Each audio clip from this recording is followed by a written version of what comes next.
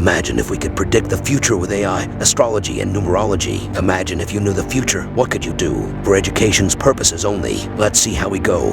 I see that we are obsessive in our love for the people, and this must be projected onto one another.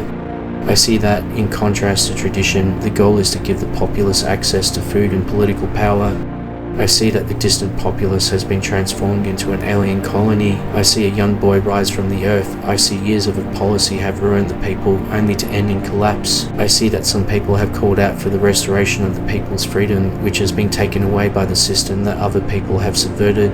I see that some members of the general public automatically assume that they have the right to freedom of choice whenever the word freedom is placed about by a political party. Check out past posts to see what we got right, and let us know in the comments to improve the algorithm. To find out your own numerology and how it affects your life, check out the description.